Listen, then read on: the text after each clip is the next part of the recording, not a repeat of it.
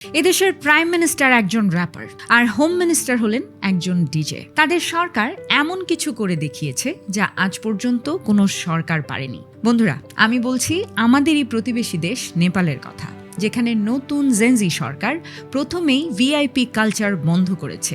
Prime minister নিজেই মানুষের সাথে দেখা করতে যান। হোম মিনিস্টারের গাড়িও রেড লাইটে থামে। পুলিশ যে কাউকে যে কোনো সময় চেক করতে পারবে। ইভেন কোনো পলিটিশিয়ানও এর বাইরে থাকবে না। পাশাপাশি কোনো পলিটিশিয়ানের বিজনেস ক্লাসে ভ্রমণ করার অনুমতি নেই, বরং তারা নিজেরাই ইন্সপেকশনে বের হন।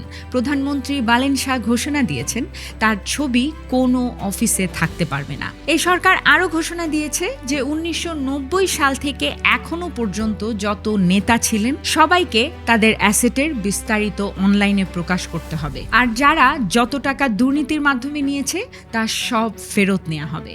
এজন্য একটি বিশেষ কমিটি গঠনও করা হয়েছে। শিক্ষাক্ষেত্রেও বড় পরিবর্তন এসেছে। এখন পঞ্চম শ্রেণী পর্যন্ত কোনো পরীক্ষা থাকবে না। ছাত্র রাজনীতি সম্পূর্ণ বন্ধ। সাধারণ মানুষের জীবনও সহজ করা হয়েছে। পাসপোর্ট, লাইসেন্স সহ সব ধরনের সেবা এখন 100% ডিজিটাল। অফিসে ঘুরে বেড়ানোর আর প্রয়োজন নেই। 24/7 অনলাইন হেলথ সিস্টেম চালু করা হয়েছে, যেখানে আপনি অভিযোগ করলে সঙ্গে সঙ্গে ব্যবস্থা নেওয়া হবে।